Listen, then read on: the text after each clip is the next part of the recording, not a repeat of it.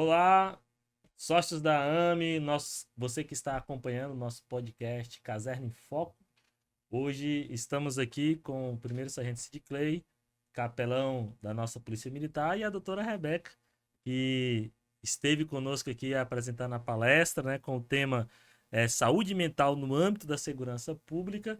E eu vou aqui recebê-los, né, vou saudá-los primeiro, né, depois eu vou ler aqui, porque é umas 5 laudas só de qualificação. Então, primeiro seja bem-vindo, Sid Clay. Obrigado, meu amigo. Gratidão. Doutora Rebeca. Muito obrigada, é um prazer enorme estar aqui. Que bom. É recíproco, tá bom? Tê-la aqui conosco. A doutora Rebeca é psicóloga graduada pela Universidade de Fortaleza, com formação em avaliação psicológica pelo Neuropsicocentro, especialista em avaliação psicológica pelo CRP-11. Olha só, viu?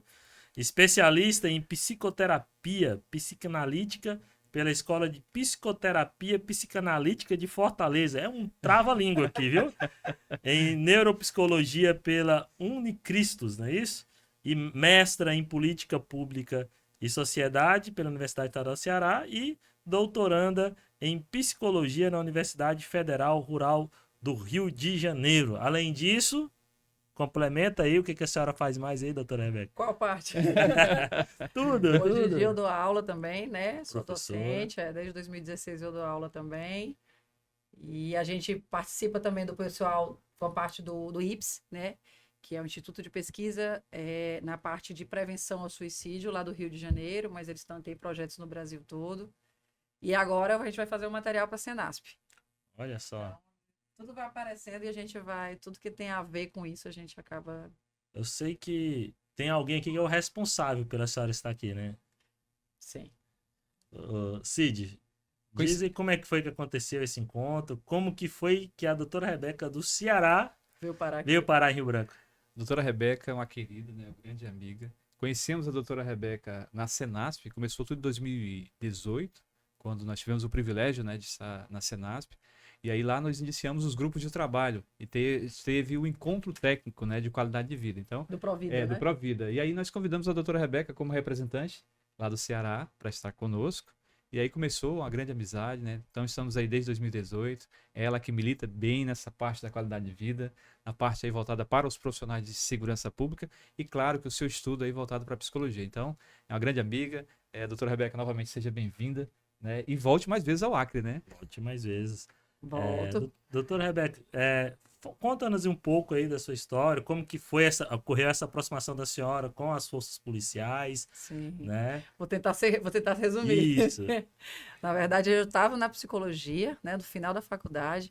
Na época não tinha tropa de elite, isso é uma coisa importante para as pessoas que estão ouvindo, né, porque elas acham que a gente já tinha esse lugar de comparação. Não tem, não. E o Tropa de Elite trouxe uma ideia para a gente entender o que é o BOP, o que é o GAT, o que são as forças especiais, que muita gente não entendia. Só via pela farda. E aí veio um convite para fazer uma desaceleração no curso de ações táticas especiais da Polícia Militar do Ceará. Era o terceiro curso na época. E é um curso parecido com o Tropa de Elite, mas ele é aquele curso menor, né? Menor, menos tempo, você não viaja, então tem algumas diferenças em relação ao curso que o pessoal chama que é o Caveira, que é o COESP, né? Então, veio esse convite, foi o primeiro contato que eu tinha, não conhecia ninguém da polícia, mas eu acho que me ajudou porque eu não tinha nada contra e nada a favor. Mas eu sempre fui muito curiosa e sempre achei bacana o trabalho da polícia, assim, de longe do que eu entendia, né? E aí eu entendi que eu gostei, porque eu vi ali que por trás daquela farda tinham pessoas, né? E aquilo foi muito mágico para mim.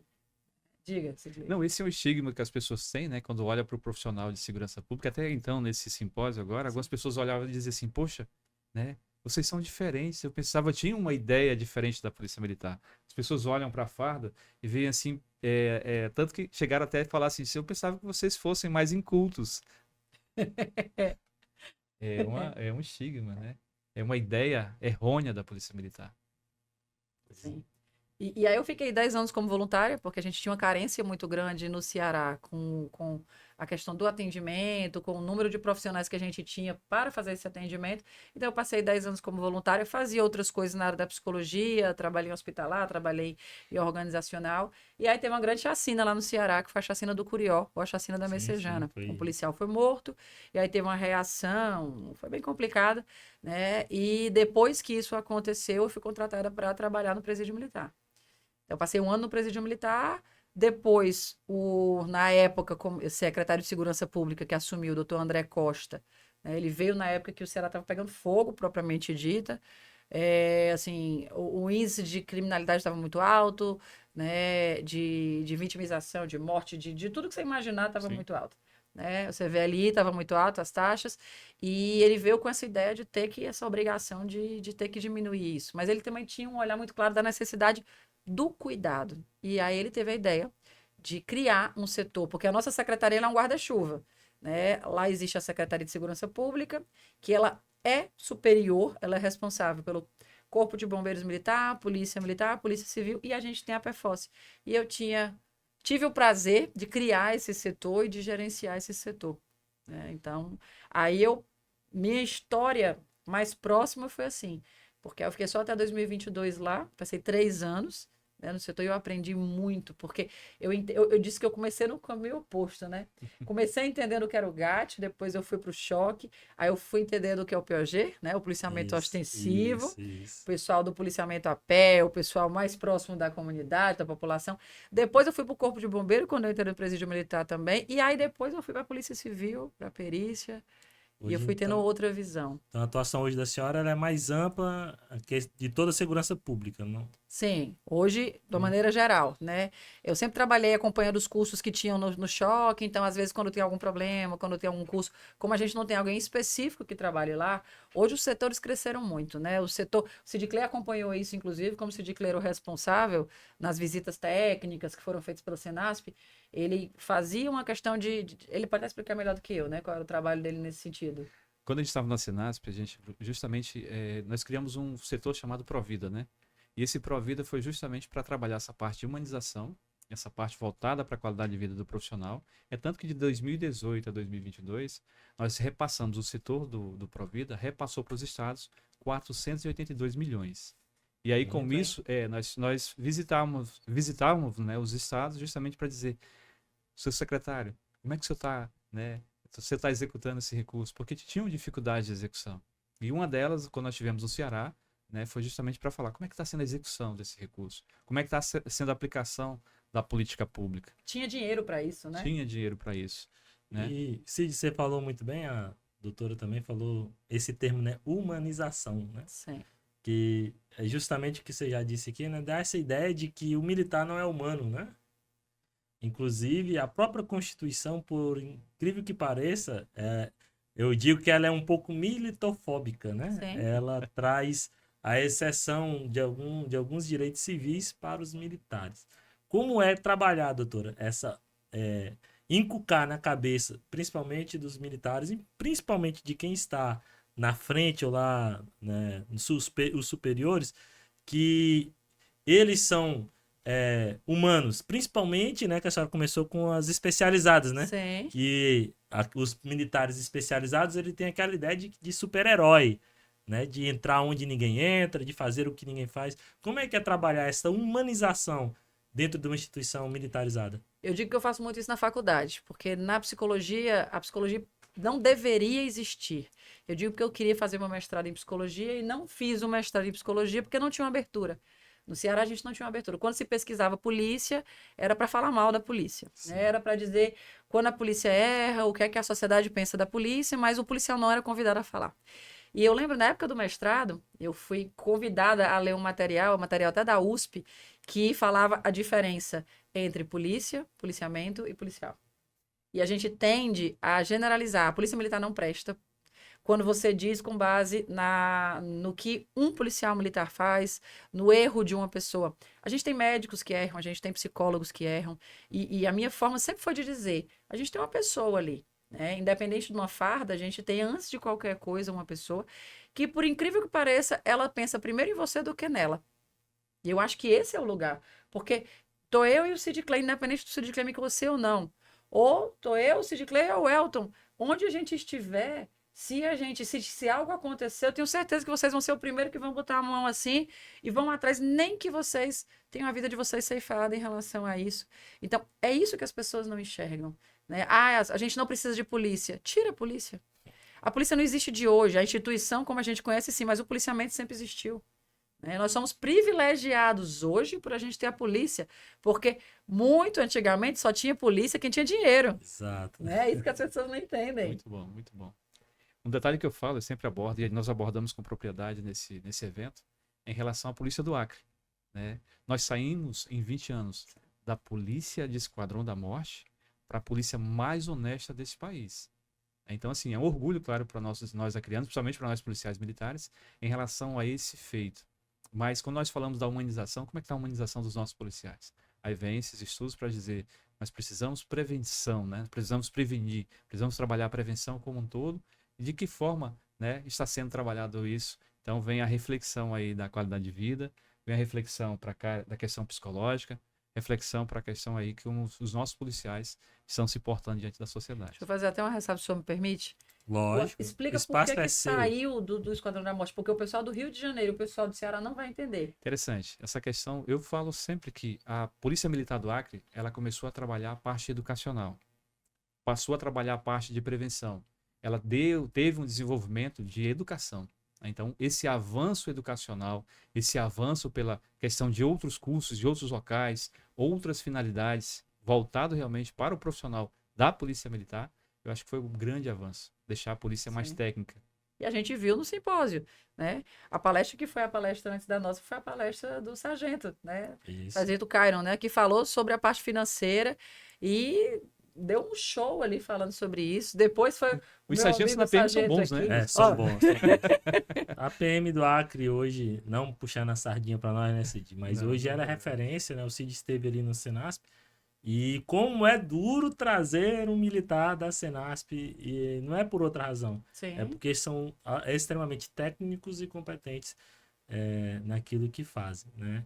E a palestra da senhora foi sobre saúde mental, né? Que é uma pasta também bem estigmatizada, né?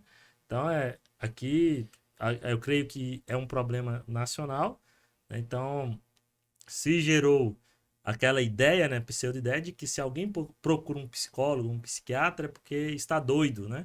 Aqui a gente até brinca, ou foi traído, né? Ou levou chifre ou tá doido, né? Cachimbrema, né? Foi pro psicólogo uma dessas razões. E por isso leva, né, muitos militares a não procurarem Sim. o tratamento. Né, a senhora fala aí, fala como é que é essa experiência, como é que foi vencido onde a senhora deu, né, ou esteve, né, ali Sim. ministrando essas palestras ou trabalhando diretamente com as suas policiais. Como que a senhora venceu esse estigma? Porque eu tenho certeza que não é só daqui. Não. Esse estigma existe, eu acho que, inclusive, assim, lá na Senasp ele veio muito claro, Cid Clay, a gente tem uma dificuldade muito de lidar, porque na cabeça da gente aqui no Brasil, por mais que a gente hoje esteja falando que está na moda fazer terapia, ainda tem um lugar negativo, né? A ideia de que vai para terapia quem está com problema. E, na verdade, se a gente faz uma psicoterapia, a gente faz na perspectiva da gente se entender melhor, da gente se ouvir melhor e a gente fazer melhores escolhas. Esse é o objetivo da psicoterapia, né? Existe a crise, existem outras coisas. E eu acho que uma das coisas que me ajudou muito, primeiro, eu ser voluntária. E isso eu acho que foi muito importante, né? Eu não era vinculada à instituição, primeiro ponto, e o segundo, eu era voluntária. E eu digo muito para quem quer trabalhar com essa área, psicólogos, assistentes sociais, existiram alguns casos no decorrer da história, todas as forças, aí pode ser forças armadas ou forças auxiliares, se passa um psicólogo e ele solta, ele é antiético na guarda de informações e solta alguma informação que vai favorecer comando ou qualquer outra pessoa, mas são uma informação que não poderia ser dita, você gera um mal-estar e um lugar de não confiança. E a gente estava conversando sobre essa questão da confiança. Eu digo, o pessoal diz assim, militar é muito desconfiado. Eu disse, ele é muito desconfiado, mas diferente do civil, quando ele confia em você, ele confia em você até a morte. E eu acho que isso me ajudou, porque o pessoal, até a estrutura que você vê, os setores de saúde, às vezes eles ficam dentro da instituição. A gente tinha isso na Polícia Civil do Ceará, né? Ele ficava no mesmo prédio, às vezes por falta de prédio e tudo. A pessoa, quando descia para o setor, que era no segundo andar, quem eu estava no quinto, no quarto, no terceiro, estava todo mundo observando. Nem todo mundo tinha uma preparação. E mais além, às vezes eu via o outro adoecido, mas eu não tinha coragem de ir. É muito mais fácil eu dizer que o outro está ficando doido, porque senão vão dizer, por que que eu não procuro? Quando eu digo que o outro está indo porque está doido, não é porque ele é evoluído, ele está buscando se entender. Quer falar? Não, é verdade. Uma coisa que eu acho interessante, assim, é a questão do silêncio, né? A questão da resguarda, né? Resguardar as informações que são repassadas, né? Isso é muito bom, a questão profissional como um todo. E se a gente trazer para o contexto da capelania, o capelão ele tem um voto de silêncio, né?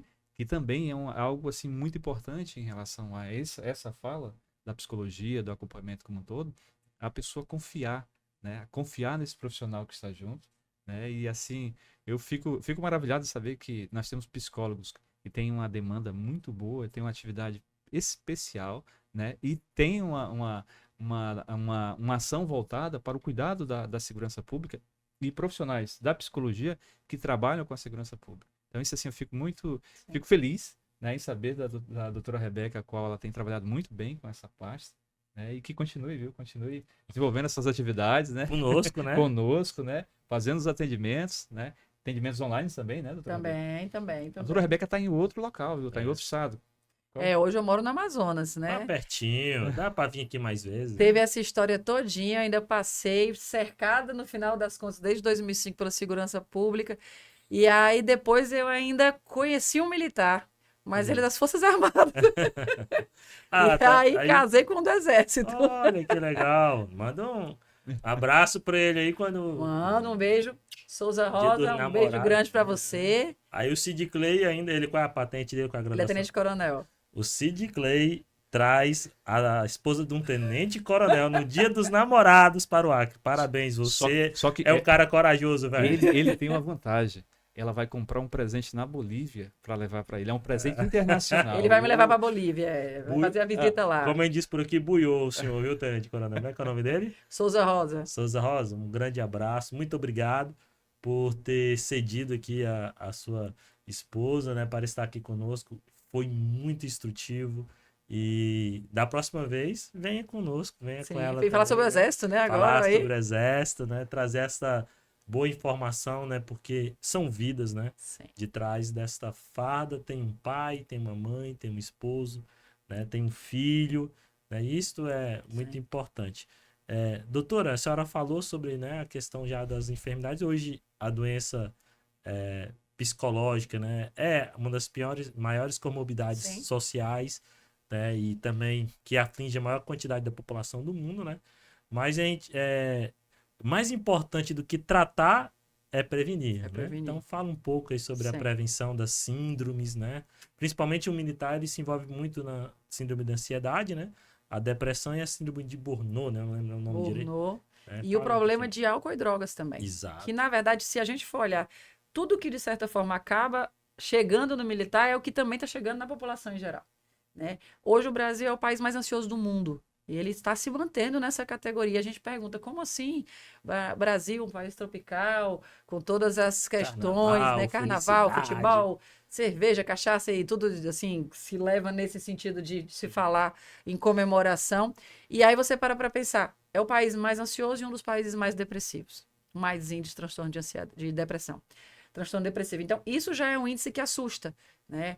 A questão das drogas, ela vem cada vez assustando mais ainda, né? Cada vez mais jovens. Quanto mais jovens as pessoas começarem a fazer uso, maior é a tendência deles ficarem numa dependência.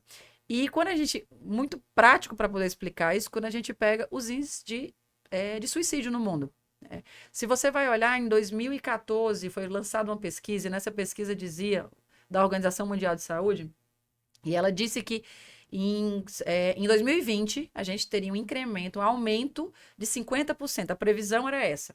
50% das taxas de suicídio no mundo. E o que é que aconteceu nisso? E é porque nem sabia que vinha a pandemia, né? O último estudo que foi feito, inclusive, ele foi feito pegando até o ano de 2021. Então, quando a gente for olhar esse último... A gente tinha 800 mil suicídios por ano naquele período, 2014. Hoje a gente baixou. A gente tem 700 mil suicídios por ano. Meu Deus. Mas o que é que aconteceu no mundo, né? Mas o que é que aconteceu? No mundo, o suicídio baixou 36%. Na América Latina, o suicídio aumentou 17%. Misericórdia. Então, a gente está dentro dessa realidade. O Brasil é um país continental, né? E o que é que faz esse aumento existir? Né? É o baixo investimento em políticas públicas. E eu não estou falando só das corporações, que as pessoas dizem, porque a minha corporação... O problema não é das corporações e das instituições, é um problema nacional, é um problema do investimento do SUS, do investimento dos governos, do investimento geral de perceber que suicídio a gente previne sim.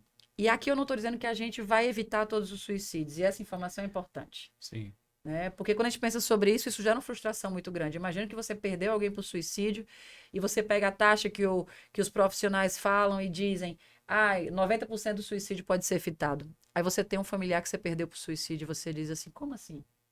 Né? Eu como psicóloga não tenho como dizer que eu não vou perder alguém. Vocês, como militares, não tem como dizer que vocês vão salvar. Vocês tiveram uma ocorrência essa semana em que teve, né? Acho que vocês podem até explicar melhor aí, né, para todo mundo entender no sentido. Quer explicar, Cid Clay? Uma repercussão trágica, né, em relação a pessoas que estão... Nós falamos que a nossa sociedade ela está adoecida como um todo, né? O ser humano como um todo, ele vem aí de uma carga de violência aumentada, né? Então, situações a qual você às vezes tenta resolver, mas vai resolver pela ignorância, vai resolver pela raiva, pela drogadição e outras coisas mais. E aí ocasiona o quê? Ocasiona o desespero, né? A gente observa algumas ocorrências que a gente tem visto aí, finais trágicos pelo desespero. Depois, algumas pessoas que a gente tem até conversa e diz, poxa, se eu tivesse pensado um pouco, não tinha feito aquilo, né? Aí, quando passa o efeito daquelas drogas que estavam sendo utilizado, ele passa a refletir e diz, poxa, eu acabei com a minha vida. Além de acabar com a vida dele, destruiu a vida de outros. Sim. Né? Então, assim, a gente luta com isso diuturnamente, né? A gente está trabalhando com essa parte diuturnamente. E aí, voltando para a questão mental do profissional que trabalha com mazelas sociais, com problemas, eu falo que a gente trabalha na gestão da violência, durante um período, se você ver muito essa violência, né? O próprio Nietzsche falava, né? Quando você olha para o obscuro, quando você olha para aquilo que é difícil, aquilo olha de volta, né, para você. Ou seja, aquilo que você vai estar trabalhando vai ser um reflexo do seu dia a dia. Sim. E aí trabalhar com mazelas, com problemas, com ações, né? Muito sangue, muito isso, muito aquilo, ao longo de 30 anos, isso causa um adoecimento. Né? Então, 10 anos, sabia? Tem estudos hoje que falam que a partir de 10 anos você já vê uma piora, uma mudança no comportamento e no estado geral do indivíduo. Aí a gente observa, sabe o que? A sociedade refletindo da seguinte forma. Aquele TikTok que o cara diz o seguinte, olha lá, mais um sem sequelas, né? Tá indo para reserva, que é interessante a sociedade civil saber. O policial, ele não se aposenta, ele vai para reserva, né? E o que é que quer dizer estar na reserva? Estar na reserva quer dizer que ele está um pouquinho sentado, daqui a pouco ele volta, né? Às atividades dele novamente. Como aconteceu no Ceará, na época que a senhora citou, né? Em torno de 600 militares que estavam na reserva tiveram que regressar por causa da calamidade, né, da segurança pública que foi levantado devido ao aumento, né, vertiginoso dos homicídios, né, da guerra da facção. E essa questão voltada justamente para a questão das mazelas que nós falamos, né, do adoecimento como um todo, como as escalas de serviço, os trabalhos, né, intensos, ações A, ações B, e se o profissional não procurar aí uma terapia, um acompanhamento de um profissional da área da psicologia, um acompanhamento, uma conversa e outras coisas mais, né, como é que ele vai identificar que ele está doente? Sim. Como é que ele vai saber, né, que ele está precisando de ajuda? Muitas vezes, quando ele vai procurar essa ajuda, é tarde demais. E às vezes o problema não é nem com o policial, às vezes é com o familiar. Na época da secretaria, a gente atendia muito familiar. A gente entendeu que não tinha como oferecer um serviço só para o profissional. Porque muitas vezes quem estava adoecido em níveis alarmantes, né? Muitos foram as pessoas que eu atendi na secretaria, porque eu também trabalhava como técnico, porque a gente tinha uma equipe muito pequena, então eu também atendi algumas pessoas, geralmente os casos mais complicados, né? E de chegar ao policial, você imagina, com a sua arma, você chega em casa, tá a sua filha no decorrer do corredor, um adolescente com uma arma na cabeça, né?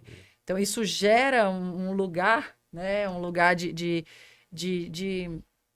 medo, de pavor, eu acho que deve ser uma sensação que eu nunca conseguiria imaginar.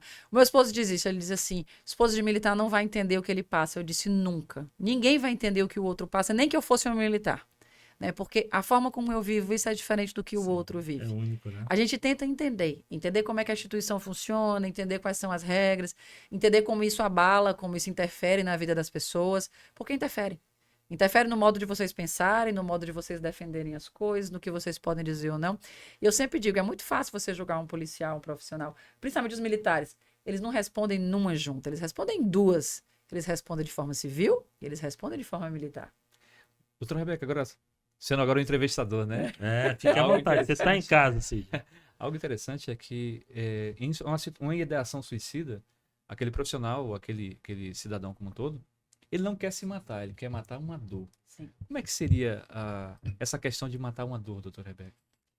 Primeiro, quando a gente vai falar de suicídio, a gente vai ter que entender que o que leva ao suicídio são vários fatores, né? Às vezes você diz assim, ele se matou porque ele terminou o relacionamento, ele se matou porque ele foi acochado, né? Como a gente diz assim, ele foi acochado no serviço pelo superior, foi uma situação. E eu acho que esse é um erro que a gente tem que ter muito cuidado. Ninguém se mata por um fator só em geral. Existem os casos de suicídio que são os menos comuns, que é um caso gerado por um... Porque quando a gente fala de suicídio, a gente fala de 3 tipos de comportamentos básicos. O comportamento impulsivo, que é esse, que não obrigatoriamente a pessoa já dava indícios, não obrigatoriamente é algo esperado. O comportamento rígido, que eu peguei várias vezes na secretaria, é aquele de você cheguei na casa de uma pessoa, o filho tinha tentado, se trancou no quarto e disse que ia se matar, o pai derrubou a porta, e estava lá o pai com a cabeça baixa, e eu fui conversar com o filho e ele muito tranquilo, um jovem já. E ele disse, aceito conversar com a senhora, mas quando a senhora for embora eu vou me matar. Meu Deus. E aquele que está num ponto que não vê saída, que a gente fala da visão de túnel, né? Sim. Assim, aquela é a única saída. E o comportamento mais comum que é o ambivalente, que é aquele que quando você vê alguém, se alguma vez você viu alguém numa situação dessa, é aquela que ele olha lá para baixo, ele vai para trás. Ele olha para baixo, ele vai para trás. A gente fica nessa briga entre vida e morte. Algo nos segura, aí eu lembro do meu filho, aí eu lembro do meu cachorro, aí eu lembro de algo que me sustenta ali naquele momento. Chamamos na capelania de rapport, né? Rapport. É uma âncora a que o prende ainda, né, nessa vida, o prende ainda, dá sentido para ele viver. E aí, falando já de rapport, como incentivar, doutora Rebeca, esse rapport, essa âncora, né? O sentido para essa pessoa continuar a viver? Sim. Eu acho que a primeira coisa é ele entender que ele pode ter uma chance. Porque quando você está numa crise, você não vê chance, você não vê saída. A gente entender que a gente pode ter uma chance e pedir ajuda para o outro, porque muitas vezes, até quando a gente falou do preconceito que existe, ele às vezes está dentro de cada um de nós.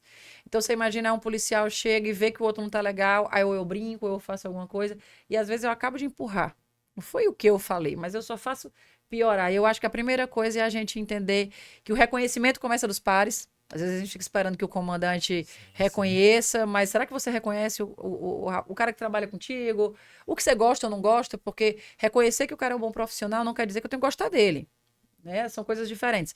Então, eu acho que começa no lugar do reconhecimento, no lugar do respeito do adoecimento do outro, mas de levantar para as pessoas a ideia de que eu não preciso fazer as coisas sozinho. Ninguém, o ser humano não vive sozinho. O ser humano precisa de outras pessoas, né? E aí não é depender, não é que eu vou morrer se eu não tiver outra pessoa. A gente hoje em dia tem medo de depender dos outros, né? A gente não quer viver, os casamentos estão diminuindo, as relações estão cada vez menores. É um movimento do mundo, né? As sociedades líquidas, né? Que a gente fala, que o Bauman fala muito claro, mas é a ideia de um medo de depender do outro. Porque eu acho que se eu depender do outro, como é que vai ser se o outro me abandonar? No final das contas, é um medo de ser abandonado. Mas como é que eu vou ser ajudado se eu não puder estender a mão para alguém e falar? E eu acho que a principal forma que as pessoas da corporação podem ajudar e os familiares é ouça. Diga assim, ó, eu tô aqui, porque eu fiquei brincando na palestra, né? Eu digo assim, a gente hoje passa e diz assim, bom dia, tudo bem?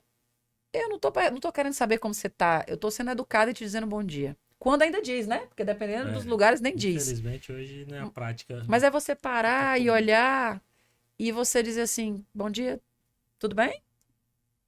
Você quer saber como o outro tá, entende? E na correria do dia a dia a gente não faz isso. E eu acho que isso é uma das chances que a gente tem. A gente parar para ouvir o outro, a gente prestar atenção no nosso colega, na ideia do anjo, né? Dos projetos que vem aí, da escutativa.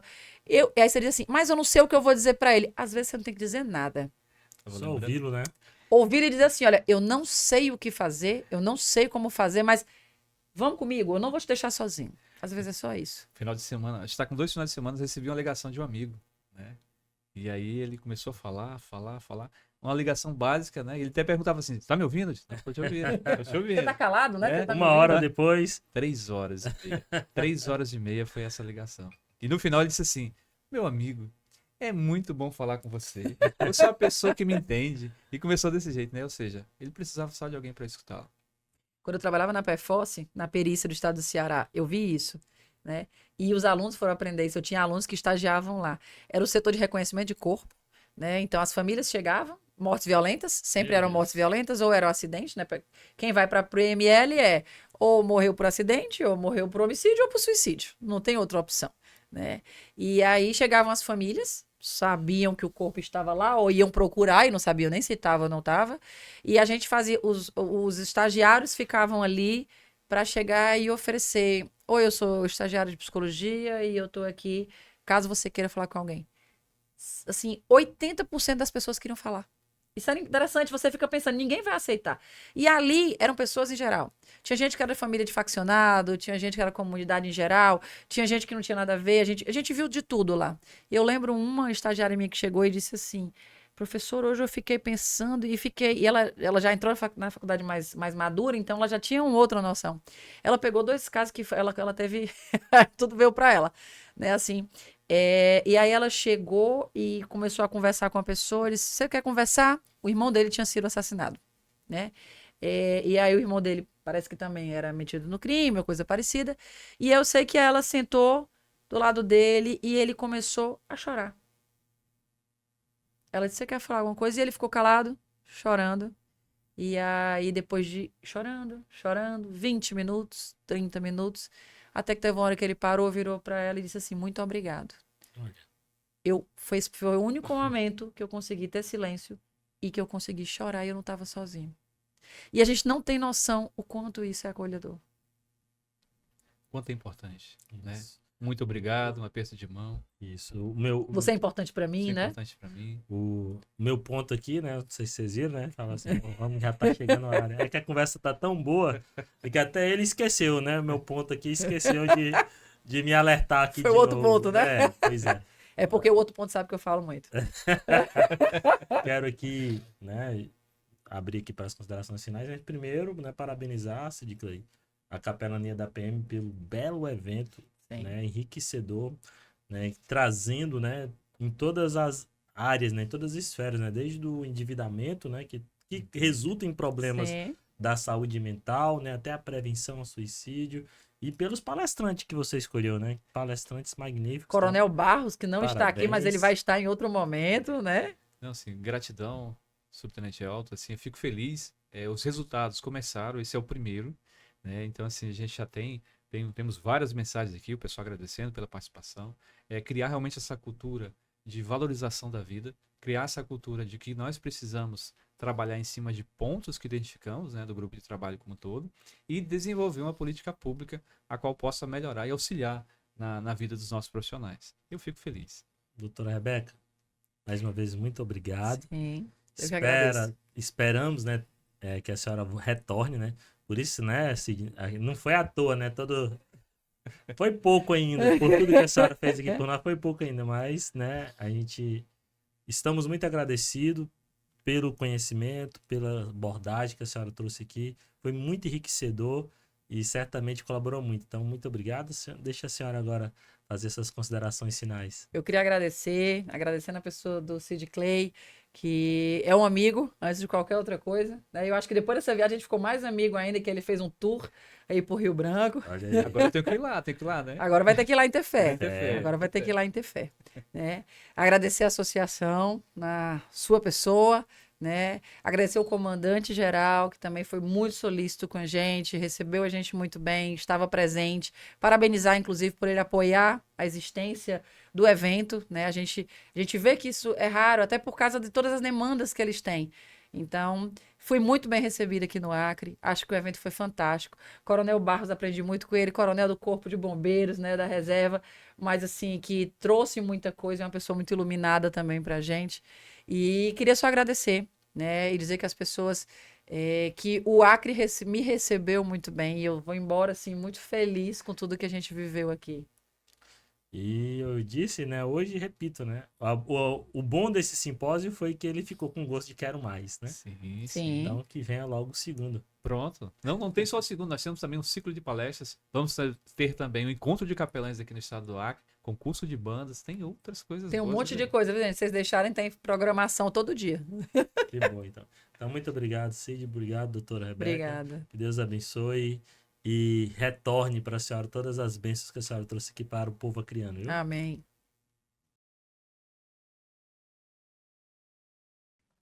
Olá, militares estaduais do Acre, você ouvinte aqui do podcast Caserna em Foco. Semana passada falamos sobre a nossa lei orgânica nacional e hoje estamos aqui com o Coronel Bastos, né? Também conversamos, acabamos de ter uma excelente conversa com a doutora Rebeca, esses dois importantes instrutores que estiveram aqui ministrando, né, no primeiro simpósio de qualidade de vida, um evento espetacular promovido pela Polícia Militar, pela capelania, pela DRH, né, que certamente impactou, né, todos aqueles que estavam ali. Né? Eu vi ali, Coronel Bastos, que seja bem-vindo. Esse é o nosso espaço aqui da Associação dos Militares, onde nós conversamos com todos os nossos sócios. Seja bem-vindo, dê a sua palavra de saudação aí, Coronel. Eu quero saudar a todos, dizendo da minha alegria de estar aqui. Em primeiro lugar, é minha primeira vez no Acre, foi um tempo especial, impactante na minha vida. Foi uma honra poder participar desse primeiro simpósio e também quero parabenizá-los por esse espaço e por esse podcast, que me parece que é um grande serviço prestado a todos os militares do Acre. Ok, olha aqui, vou ler devagar porque o homem tem é uma benção, viu? Coronel Bastos, né, do Corpo de Bombeiros Militares de Goiás, psicanalista clínico, especialista em gestão em defesa civil, teólogo, também capelão e escritor. Rapaz, é muita coisa, hein, comandante? A gente pode às vezes ficar preocupado ou pensar nos títulos. Deus tem me dado oportunidades de crescimento. Tem me dado a oportunidade de aprender algumas coisas ao longo da caminhada. Eu gosto de brincar que eu me vejo mais como um homem maduro com a caixa de ferramentas. E essa caixa de ferramentas, eu penso que ela pode ser colocada a serviço dos outros, no sentido de ajudar, mas também me impede de ficar parado. O fato de já ser veterano, eu podia ficar naquela situação do lamento, de olhar para o passado, de pensar como foi a minha vida. E eu até penso que quando as pessoas me falam assim, no seu tempo, eu falo, calma, meu tempo é agora. Eu já tive meu tempo na ativa, agora tenho o meu tempo de veterano e meu desejo é continuar servindo. Pois bem, como que surgiu, Coronel, esse sentimento por esse trabalho, essa assistência social e espiritual que o senhor hoje está desenvolvendo? Eu posso voltar bastante no tempo. Fique à vontade. Eu começo a minha trajetória com relação ao militarismo, o desejo desde a infância, né? Quando eu era assim, ainda criança, um tio meu que tinha sido da Marinha me levou para conhecer um navio de guerra e eu fiquei encantado com aquela situação e coloquei na minha cabeça que é aquilo que eu queria fazer. Meus amigos, meus irmãos sempre diziam querer engenharia, medicina, direito e quaisquer outras coisas. Eu dizia quero ser militar. E fiquei focado nisso. Comecei a prestar concurso cedo. Aos 16 anos eu fui aprovado na Marinha para ser fuzileiro naval. Jovem. E eu tive a honra de ter sido o primeiro colocado no concurso. Eu estava focado porque queria fazer escola naval ou colégio naval, porque o meu primeiro contato tinha sido com a Marinha. E acabei não ficando na Marinha, mas aos 19 anos eu entrei na Polícia Militar, na Academia de Polícia Militar de Goiás, para ser oficial da PM, que no tempo que eu entrei ainda era junto com Polícia e Bombeiro. Qual foi o ano, comandante? 1982. Meu Deus, eu estava nascendo em 82. Já pensou?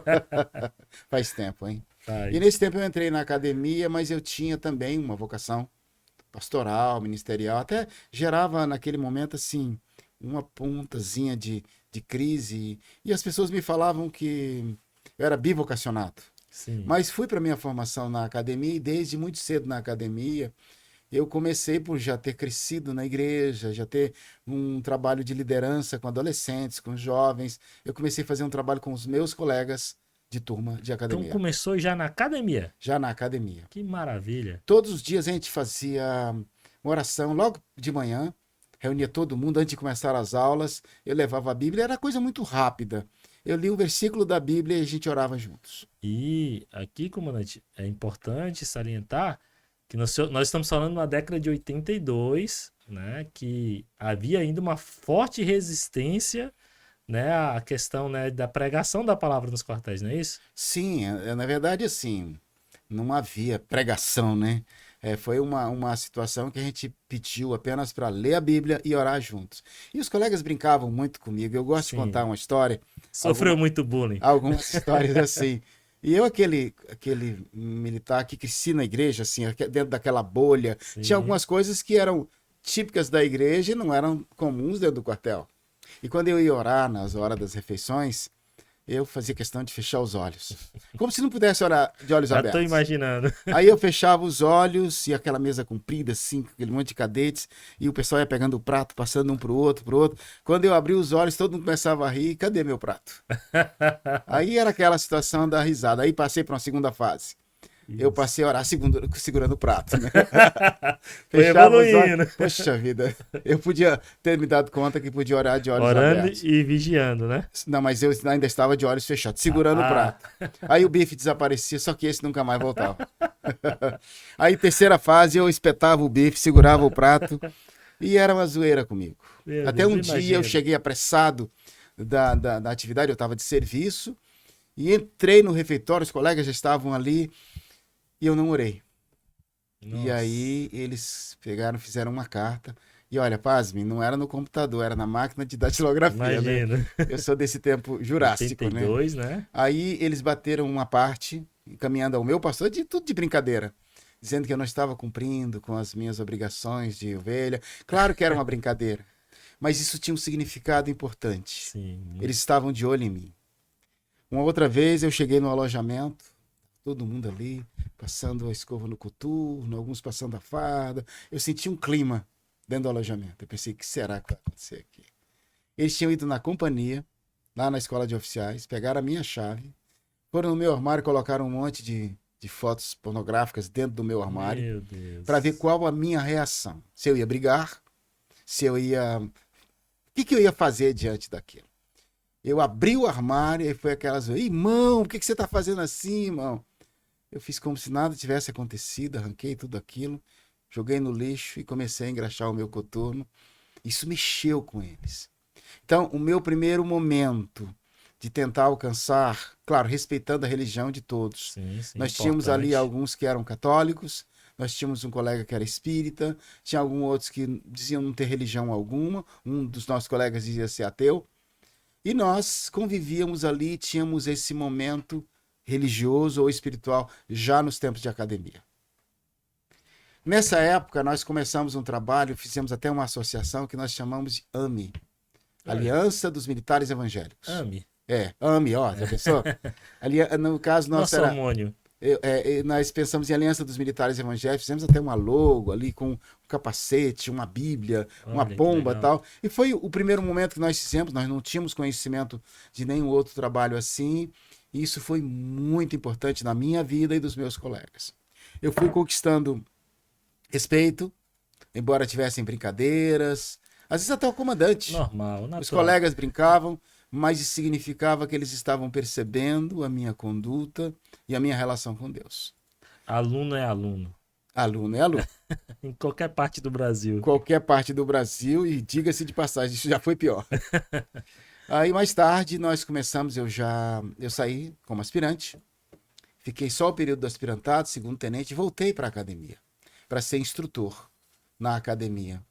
E lá, depois eu fui um tempo para a Escola de Educação Física do Exército, e depois, quando voltamos para lá, nós fizemos alguns encontros estaduais.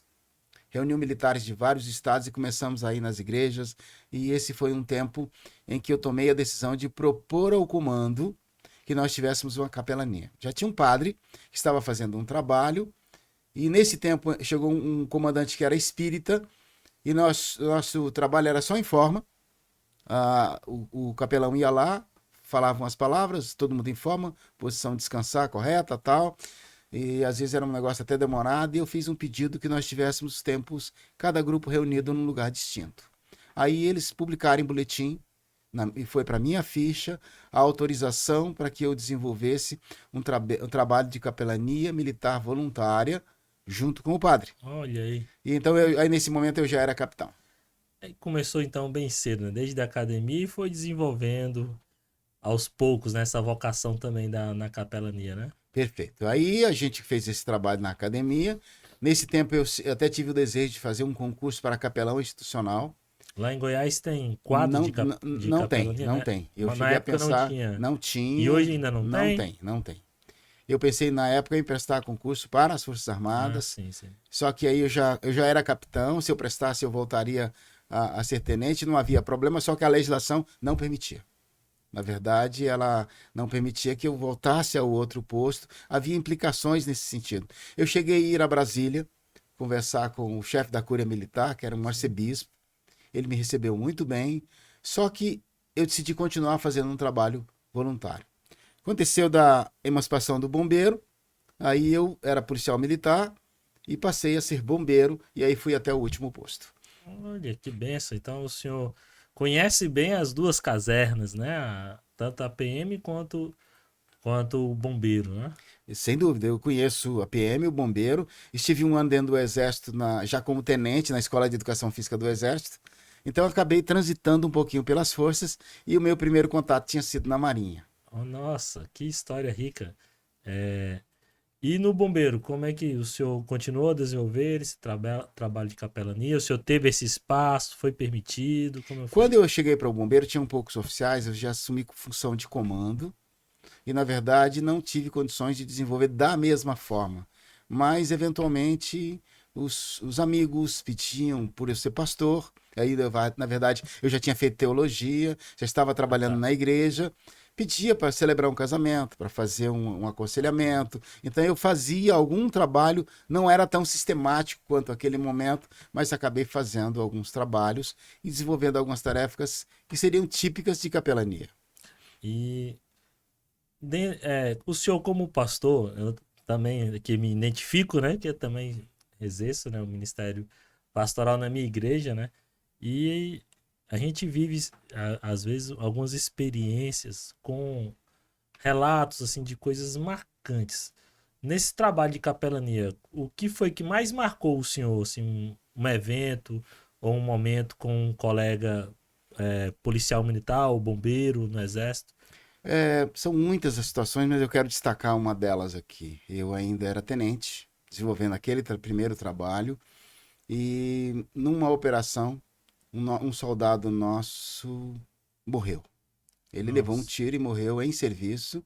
E a esposa dele estava grávida, nos últimos meses de meu gravidez. Deus. E naquela noite ela entrou em trabalho de parto, na noite que ele estava de serviço, foi para o hospital e ganhou o neném. E a minha missão era ir ao hospital e dar a notícia. Misericórdia.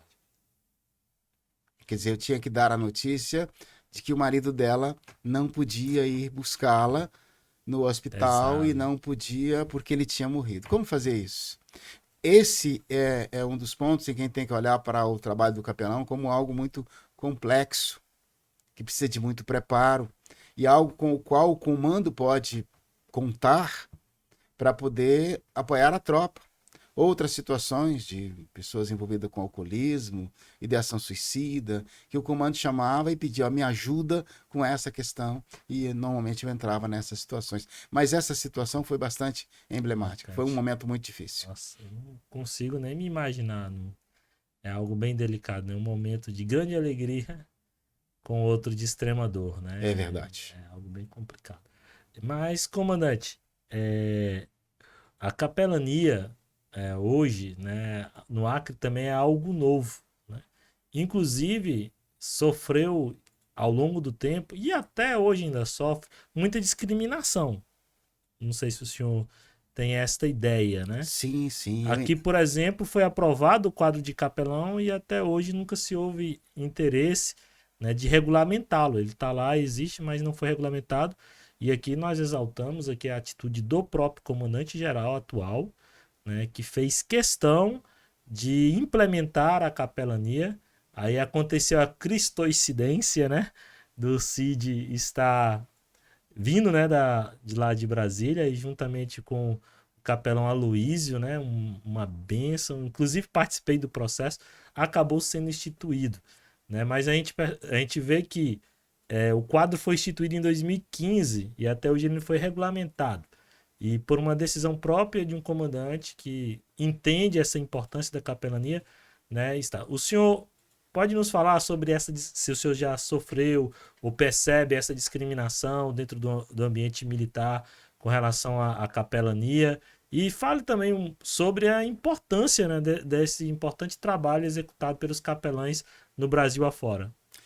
É interessante mencionar, eu faço uso dessa oportunidade. O que eu percebi aqui, eu começo por aí. Eu vi o apoio que o comandante deu a esse simpósio. Eu não o conhecia.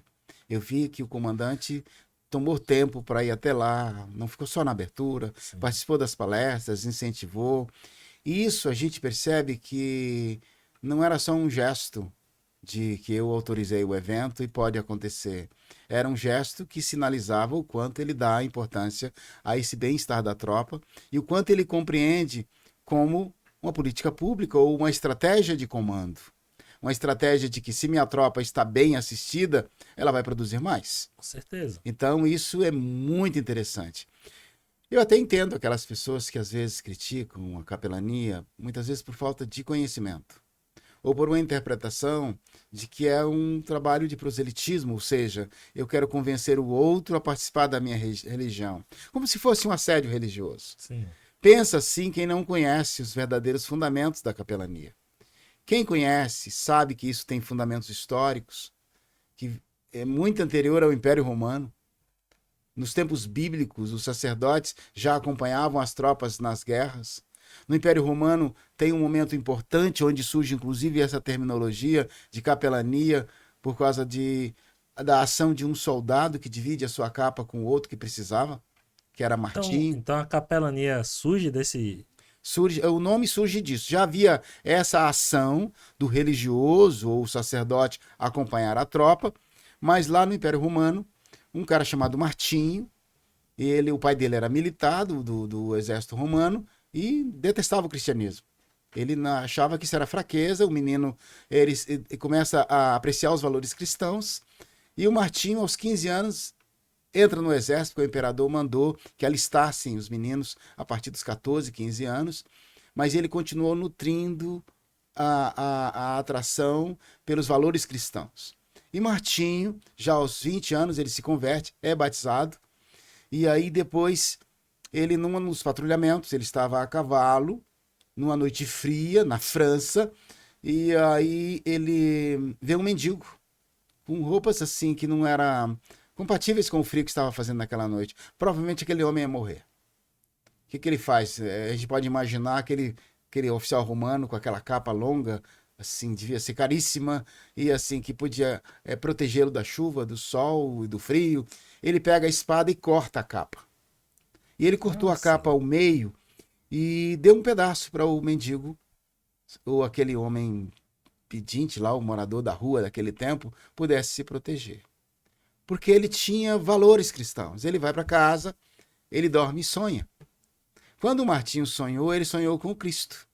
Ele sonhou que Cristo estava dizendo para ele assim: Martinho, quando você fez para aquele mendigo, você fez para mim. Que linda história. Então ele ficou impactado com isso e contou essa história, e essa história correu. E depois, obviamente, ele, por ser católico, ele sai do exército, ele é ordenado padre, ele chega a ser bispo, e depois a igreja, inspirada nessa história, como a igreja católica tinha a tradição de ter relíquias, onde as pessoas conduziam essas relíquias, eles pegaram, não sei se a verdadeira capa dele, mas uma capa que simbolizava, e colocaram num relicário, e eles conduziam isso para a inspiração da fé do povo. Aquela capa, na língua, na verdade, o latim, que era a língua romana da época, era chamado de capela. Então, a pequena capa. E a partir dali, aquele que ficava lá cuidando do oratório, que cuidava da capa, era o capelão. Ah, legal. E a partir daí, o seguinte, hoje, se a gente pensa na estrutura da Igreja Católica Romana, todos os lugares de adoração, que não são as paróquias, não são os santuários comuns, que tem às vezes numa fazenda, numa empresa, um lugar de adoração ou de oração que é fora da igreja, é uma capela. E quem cuida da capela é o capelão. Agora, depois disso, tem uma série de legislações e a história, e os exércitos começaram a fazer-se acompanhar de ministros religiosos para dar assistência à tropa. E naquele momento da dor do soldado, na dor mesmo do inimigo, eles pensavam assim, tem que ter ali o sacerdote, porque é a vida e a morte. Então, nesse sentido, o Brasil mandou para si. O Brasil, a primeira missa do Brasil foi celebrada por um militar. Olha, Aquele padre que chega era de uma ordem militar. Tinha padres militares, na verdade, era um prenúncio, porque a capelania castrense, ou capelania da caserna, é a mãe de todas as capelanias. E dessa forma, na Segunda Guerra Mundial, já foram padres e pastores. Então, Frei Orlando foi um dos padres, pastor João Filson Sorém, um pastor batista, foi um dos primeiros capelães evangélicos do Brasil, e a partir dali nós começamos a ter a capelania nas Forças Armadas. E só depois é que isso chega às polícias militares e corpos de bombeiros. que história riquíssima, né?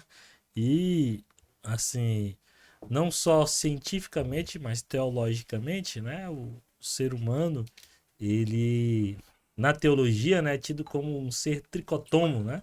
Dotado de corpo, alma e espírito, né? Inclusive agora, eu acho que o senhor pode falar melhor do que eu, vejo que o senhor está muito mais atualizado que nós todos, né? Se eu não me engano, a própria Organização Mundial de Saúde reconhece, né, a espiritualidade como um item importante para a saúde, não é isso? Sem dúvida, considera como esse bem-estar mental, social, físico e espiritual como aspectos da saúde, sem dúvida nenhuma. Então, para ter uma boa saúde é importante também Al- o trabalho da capelania. Sim, algumas pesquisas demonstram, se a gente, mesmo que não seja uma pesquisa científica, vamos observar, se tem alguém doente, está no hospital internado, se essa pessoa tem fé, ela tem mais chances de sair do hospital. Ela tem mais chances de ser curada e do remédio funcionar. Ela tem mais chances de ter uma adesão adequada ao tratamento. E eu digo aqui sem medo de errar, que independente de qual seja a religião dele, nesse momento, o fato dele ter fé e esperança vai ajudar. Agora, se ele crê em Deus, se ele faz as suas orações, eu não tenho dúvida que o próprio Deus pode interferir nessa história, né? E olha que estamos falando de ciência, né? Nós não estamos adentrando na Na questão religião, religiosa, somente né? religiosa. E, Coronel, eu vi que a palestra do senhor foi voltada para prevenção ao suicídio, né? E o senhor trouxe ali números alarmantes, a doutora Rebeca também falou aqui, né? E a gente não sabe, a maioria da população não sabe, né, que é um número tão alto de pessoas que decidem tirar a sua própria vida, não é isso? Os números são altíssimos, nós temos às vezes essa possibilidade rondando as nossas próprias casas. E uma das coisas que eu já acompanhei muitas pessoas, não só na vida profissional, como policial militar, como bombeiro, já vi situações de pessoas que cometeram o suicídio. E a doutora Rebeca até fala que essa palavra cometeram não é a melhor, como se cometer fosse um crime, né? Ela fala assim, pessoas que tiraram sua própria vida, como também de pessoas próximas que nós conhecemos que também o fizeram. Eu já tivemos um cadete na nossa própria corporação. Há poucos dias atrás, um coronel da Polícia Militar do Paraná, Nossa. ele tirou a sua própria vida. E as notícias começam a circular desencontradas sobre esses fatos, porque não se pode oficialmente se noticiar essas coisas. E eu me lembro, uma certa vez em Goiás, que um pastor que foi meu amigo de adolescência, que eu conhecia a vida, o caráter, a família, ele se preparou para morrer. Ele estava arrastando a depressão há alguns anos. Ele organizou a família, organizou as finanças, ele fez um mapa de onde ia deixar o corpo, ele ligou para a polícia, vai ter um cadáver lá, e tirou a própria vida. E eu vi muita gente falando, não era nem crente, um homem desse não era cristão. É uma injustiça a gente olhar para alguém no extremo do sofrimento, que não vê outra alternativa, equivocadamente, porque ele não está em condições de decidir isso, como se aquilo fosse matar a sua dor. Então eu tomei uma decisão, aí já foi uma outra abordagem, de atender pastores. Eu passei por 6 anos atendendo pastores com aconselhamento, com orientações, com mentoria, com atendimentos, onde eu oferecia, semelhante ao capelão, sigilo e não julgamento. Por que eu fiz questão de mencionar os pastores? O militar, muitas vezes, ele tem vergonha de procurar, porque parece que ele enfraqueceu. Parece que ele tem um problema mental e ele não tem condições de continuar o seu trabalho. E o pastor também, embora tenha fé, ele precisa perceber que ele tem condições de fazer o seu trabalho e até de admitir as suas fragilidades. Então, todos nós, em algum momento, podemos precisar de ajuda.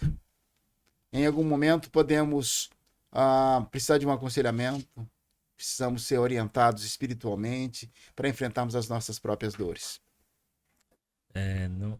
E isso é algo bem, bem delicado, né? A nossa profissão, né? A profissão, principalmente policial militar, né? É um dos maiores índices, né? De suicídio, né? Que tem entre as profissões a maior inclinação, tanto para a idealização quanto para a consumação suicida, não é isso? Esses números são um pouco contraditórios, tá? Sim. Tem algumas pesquisas que demonstram que nós temos, às vezes, algumas pressões que os outros não têm e temos alguns meios que os outros não têm, tá? Algumas profissões que também as pessoas podem imaginar que teriam uma melhor condição salarial, alguns segmentos da polícia, não necessariamente polícia militar, têm também índices bem elevados, muito acima da média. É importante nós percebermos o seguinte: todos nós estamos sujeitos a um certo nível de sofrimento que pode nos levar, primeiro, a desejar a morte, ou pensar na morte. Seria melhor morrer. Isso pode passar pela cabeça. E alguns outros podem partir a pensar em planejar essa morte, ou imaginar como faria isso. E alguns vão tentar e alguns vão conseguir. Então, nós temos que estar alertas para quem está dentro da nossa própria casa. Eu me lembro de uma outra história que eu não sei quanto tempo a gente tem ainda, mas que numa igreja, uma menina... O tempo é nosso hoje. Aí depois, se precisar, a gente escolhe as melhores partes aí, né? Então, vamos lá. Uma moça que era da igreja, uma juventude muito atuante e tal, e eles tomaram a decisão de visitar porque ela estava um pouco afastada daquele grupo. Uma juventude foi lá, aquela coisa linda, um monte de jovens foi na casa para visitar e conversar sobre o que estava acontecendo. E ali fizeram a visita, conversaram, sorriram, tomaram um lanche na casa ali com a moça e chamaram para voltar. E a gente pensa, que bom que isso vai reconectar esses jovens com essa outra menina e depois dela com Deus, com a igreja, vai ser tudo bom. Quando eles estavam saindo, estava no portão da casa, eles escutam um disparo dentro da casa. Meu Deus. Agora, como é que a gente lida com isso? Aqueles jovens ficaram profundamente abalados. É o que a doutora Rebeca chama de sobreviventes. Sobreviventes. Um dos pastores eu trabalhei nessa igreja, que estava nessa igreja, teve que tratar com os sobreviventes. Lidar com a dor daqueles que foram deixados. Você já imaginou o drama? Deles pensarem assim, por que a gente não foi antes? O que nós não conseguimos fazer? O que será que a gente disse de errado? Imagina um pai e uma mãe. Eu me lembro também de um oficial superior lá de Goiás, que eu até encontrei numa clínica internando um adolescente. Eu estava internando uma outra pessoa num centro de recuperação que eu fazia um trabalho voluntário e eu vi ali uma militar internando um adolescente. Menos de um mês depois, circula a notícia de que uma adolescente, filha de um policial, tinha se matado com a própria arma da mãe. Você já imaginou o policial militar saber, com a minha arma, o meu filho tirou a sua vida? Então, esses deixados para trás, a quantidade de pessoas que se tornam vítimas é muito grande. Então, esse é um assunto que merece a nossa atenção. Dentre os muitos que o capelão e toda essa rede de proteção, psicólogos, assistentes sociais e todas essas pessoas podem ajudar. eu vi esses dias, né, que nas redes sociais tem muita bobeira, né? Mas tem coisas boas também, né? Um vídeo que me chamou a atenção. É também vamos dizer assim, um marketing de prevenção ao suicídio, onde mostra duas pessoas em um campo de futebol, né? Parece-me que internacional, um futebol americano. E tá lá um bem triste, lá todo mundo comemorando e ele triste, né? E o outro vibrando, mexendo com ele, tentando alegrar ele. Aí sai a pergunta: qual destes vocês acham que estão em depressão ou que poderiam cometer suicídio? E para a surpresa de todos, no final, quando chega no último ato, o que estava lá entristecido e aparentemente em estado depressivo é o que chega e coloca a camisa do amigo no lugar onde costumeiramente sentava. O que o senhor tem a falar sobre uma peça publicitária como essa? Excelente pergunta. É claro que se a gente tirar conclusões precipitadas, a gente vai cometer um erro de pensar assim: ah, tá. Então, se alguém está com essa aparência de tristeza, de essa desesperança, ele está fora de risco, e o outro que está alegre está em risco. A grande lição ou mensagem que passa aí é que a depressão ela não tem uma cara. Perfeito. Tem muita gente que está sorrindo, está em depressão, porque a gente confunde tristeza com depressão. A depressão ela é composta de um conjunto de sintomas, que de uma lista de 11, pelo menos, que você tem que ter no mínimo 4 por um período superior a 2 semanas. Pode citar alguns deles aí Posso, para que posso, quem claro. está nos assistindo possa, Claro. né, se A identificar? gente tem que tomar um cuidado para a pessoa não ter um ou outro e tirar conclusões precipitadas. Mas uma pessoa em depressão pode ou não demonstrar tristeza. Tristeza é um deles. E a gente confunde. Alguém pensa assim, que estava meio para baixo, estava na fossa, estava no luto e fala: o fulano está em depressão. Tristeza não é depressão, mas ela pode fazer parte dela. Alterações do sono, pode ser muita coisa, mas pode ser um indicativo de depressão. Ou dormindo demais, a pessoa só quer dormir, não quer levantar, ou não consegue dormir. Viu o profeta Elias, né? Já pensou? A gente olha algumas outras expressões da palavra que mostram homens de Deus sofrendo com relação a tudo isso. Então, tristeza, visão negativa de si mesmo, do futuro, a pessoa acha que não faz Não mais vai dar sentido, não vai dar certo. Tem muita gente pessimista. Uma dessas coisas sozinha não significa que seja. Mas a pessoa está para baixo, visão negativa de si, do futuro. A pessoa não consegue dormir. A ausência do desejo sexual, porque o desejo sexual fora da medida ele é um problema, e a ausência dele também pode sinalizar alguma outra coisa. Então a pessoa, perda da libido, ou a pessoa gosta de fazer alguma coisa. O cara gosta de andar de bicicleta, de moto, gosta de fazer alguma coisa, mas ele perde o interesse. Quando alguém vai perdendo o interesse nas coisas, começa a ficar muito irritado, falta de concentração. Então, o terapeuta, aquele que pode fazer o diagnóstico, ele percebe que essa pessoa está por muito tempo dessa forma, vontade de morrer, choro fácil, a pessoa chora à toa. Então, assim, essa avaliação permite que o médico possa fazer esse diagnóstico. Ele tem condições de olhar e pensar: olha, isso durou por tanto tempo. Diferente da pessoa que acabou de perder o pai, a mãe, o filho, ele está ali para baixo, está sentindo quase tudo isso. É algo Isso é luto. momentâneo, né? É luto. É perfeitamente justificado. A pessoa passou por uma situação muito grave, está ali. Como o Landim, né? Vascaíno, né? Ontem, né? E costumeiramente está sofrendo, né? Se está triste, é compreensível. Mas vai se recuperar agora se a pessoa está muito tempo dessa forma. A gente tem aí um sinal de alerta. E vou dizer uma outra coisa, já que você tocou nesse ponto. Você fez uma associação bem interessante. O suicídio, muitas vezes, ele vai alcançar muitas dessas pessoas em níveis alarmantes. Dos transtornos mentais, é um dos que mais levam as pessoas a intentar contra a própria vida. É a depressão. E pasme, não é no momento em que ele está lá no fundo do poço. Tá? Porque às vezes ele está tão deprimido que ele não consegue abrir a janela, não consegue comer, não consegue pentear o cabelo. E aí ele começa a melhorar. Começa a tomar um remédio, ele começa a se levantar, aí ele ganha força suficiente para tentar. Então, se tem alguém em depressão, tem que ficar de olho.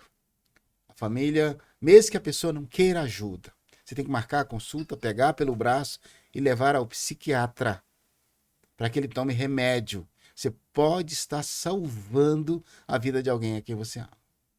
E isso temos também, né, que por falta de conhecimento, muitas pessoas tratam a depressão como frescura, como mimimi, né, como algo que a pessoa é fraqueza, Sim. né? Como falta de fé. Falta de fé. Vamos imaginar uma coisa. Você usa óculos, eu não sei que grau você usa aí nos seus óculos. É alto, viu? É alto. Vamos imaginar que você tira os óculos e eu falo para você, olha, leia aquilo que está ali. Você fala, mas eu não consigo ler. Eu falo assim, mas você tem que se esforçar, cara. Que o que está ali na sua frente é algo lindo. O texto é maravilhoso. Você está perdendo. Se você não se esforçar, você não vai conseguir. Se eu falar isso para você, adianta alguma coisa? Negativo. Não adianta, porque você precisa de alguma coisa que te ajude a enxergar melhor. Então, assim, quando alguém está em depressão, ela não tem forças para esse enfrentamento. E a pessoa pode mascarar, às vezes estar bem, mas dificilmente. Tem algumas pessoas que manipulam, sim. Faz aquele drama, jogo, mas a gente pode, já conhecendo as pessoas e as histórias, perceber que houve uma mudança de comportamento. E a comparação que a gente faz pode ser outra também. Digamos que a gente esteja numa sala, a pessoa está trancada dentro de uma sala, tem alguém do lado de fora conseguindo falar com ela, diz, olha, você precisa sair daí. Falar para a pessoa, olha, você tem que sair. Olha, sua vida é linda, você é uma mulher linda, um homem inteligente, legal. E você tem tudo tem filhos bonitos, você tem uma família linda, você tem um bom emprego. Você não tem motivo para estar assim. A depressão às vezes é química. Não é uma coisa só dos motivos. É como eu estou, tanto na parte neurológica, ou na parte química, como também no que significa para a minha vida. E a pessoa está dentro de uma sala trancada, o cara fala, sai daí. E é como se a porta estivesse trancada. O que o remédio faz? Aí ele vai ao psiquiatra, o psiquiatra dá o remédio, e aí destranca a porta. E como é que ele vai sair? Ele precisa se levantar, sair, caminhar até a porta, colocar a mão no trinco, abrir e sair. Alguém vai dizer para ele, olha, cara, sai daí, levanta. E esse aí é onde entra o psicólogo, onde entra o capelão, com mudanças de significado. Só o remédio não adianta. Agora, o capelão também diz assim, não, esquece o remédio, tudo é pela fé, vai sair, ele vai ter que arrebentar a porta, porque ela está trancada. Verdade. As coisas caminham juntas. É uma rede de proteção. Inclusive, lá na palestra, o senhor deu um exemplo, né? Eu já conhecia, né? Mas bem interessante, justamente falando sobre tudo isso, né? De Mel Gibson, né? Não, foi o Robin Williams. Robin Williams, né? Isso. Robin Williams, né? Que ele faz aqueles papéis de comédia, né? É um comediante famoso, né? Falei Mel Gibson, olha, não tem nada a ver. Mel Gibson, me perdoe, né?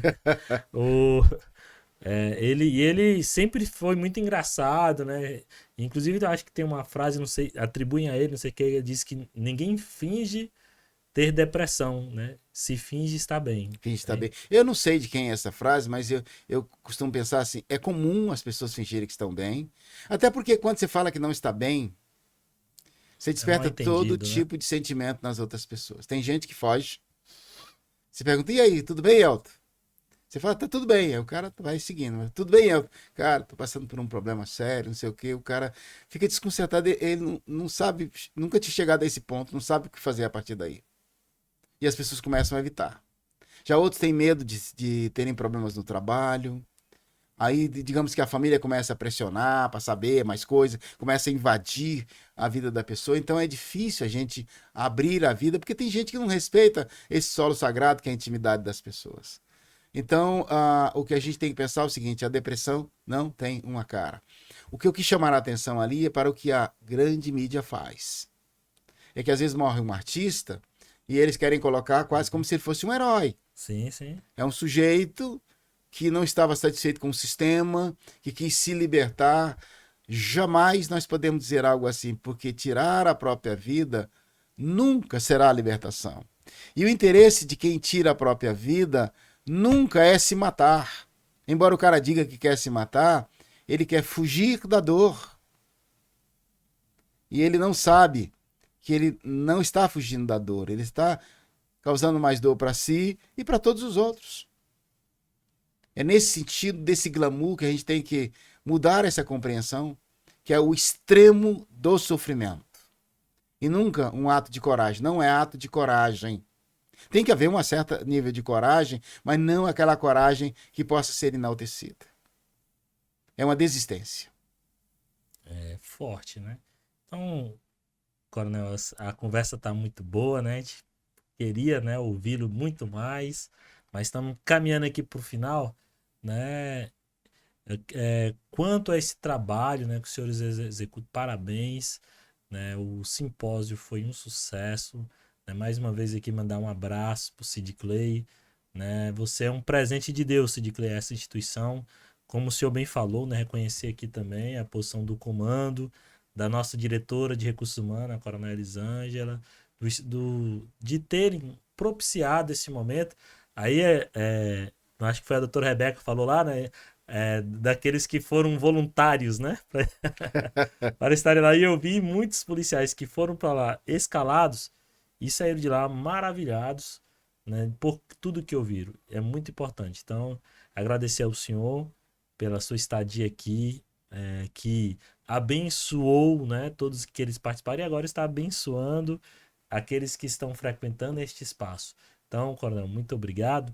E deixar aí aberto, né, para o senhor fazer suas saudações, suas considerações finais, né? Puder também mandar aí um recado para os nossos militares, né? O senhor falou também do projeto, né, Anjo, né? É o Canga, é o Anjo, Canga, o Canga, né? Para que todos, né, possamos estarmos preocupados, de fato, né, como o senhor bem disse, uns com os outros, né? Se eu, ao perceber algo, né, de que me chama a atenção, eu demonstrar, né, estar sempre presente, porque é muito triste depois a gente ficar como diz, com remorso, É né? verdade. A gente tinha um pensamento equivocado de que quem fala não faz. Ou que as pessoas que fazem algumas tentativas e não conseguem só queriam chamar a atenção. Isso não é verdade, isso precisa ser revisto. Eu quero parabenizar muito a Polícia Militar do Acre. Através da pessoa do comandante, eu fiquei encantado com a postura do comandante e a maneira com que ele nos recebeu aqui, a mim, doutora Rebeca e outras pessoas que aqui estavam, e como ele abriu esse espaço de escuta, esse espaço não só para a implantação da capelania, mas como para a realização desse simpósio. É algo que eu e a doutora Rebeca, que já viajamos a outros lugares por aí, que nós falamos algumas vezes dizendo o quanto nós ficamos encantados com tudo isso. O trabalho extraordinário que o Sid Clay está desenvolvendo e todas as pessoas com as quais nós tivemos contato. Tanto aqui, quando a gente passou nos lugares, nas pessoas que nós fomos falar sobre o evento, eu tenho convicção de que nós fizemos parte desse momento aqui que vocês organizaram, que entra para a história. Eu disse para o Sid Clay, quero deixar aqui registrado o desejo de levar esse simpósio para Curitiba. Olha, O desejo de replicar, porque aquilo que é bom precisa ser copiado. Aquilo que é bom pode ser levado para que outras pessoas sejam beneficiadas. Se a gente consegue criar esse grande movimento Brasil afora, a gente vai ajudar muita gente. A gente sabe que nós não vamos conseguir prevenir tudo ou salvar a todos. Mas se nós salvarmos uma vida, já terá valido a pena. com certeza. Então, para terminar, seja sempre bem-vindo. Acredito que o senhor tenha gostado. A gastronomia acreana, não sei se o senhor achou boa, né? Mas fizemos Olha, o nosso melhor, viu? eu pode ter certeza que eu não só gostei, fiquei encantado com o Acre como um todo, em especial com as pessoas do Acre, com o calor humano, com a forma com que fui recebido aqui. Eu me senti em casa e fiquei com vontade de voltar. E a Meu Deus. gastronomia foi aquele plus, né? O sabor da comida acreana fez a diferença e dá mais vontade ainda de estar de volta aqui o mais breve possível. Como diz o ditado, não é à toa que eu trouxe água para o senhor. Quem bebeu da água do Rio Acre não esquece mais, Não né? esquece mais. Vai voltar, Eu com não quero certeza. esquecer, não. Então, muito obrigado você que nos acompanhou, né? Estivemos aqui hoje com o Coronel BM Ailton Bastos, capelão, este homem simpático, né? Este oficial que tanto labutou, né, pelos nossos militares, primeiro goiano e hoje, né, Goiás exportando, né, para o Brasil este ser magnífico.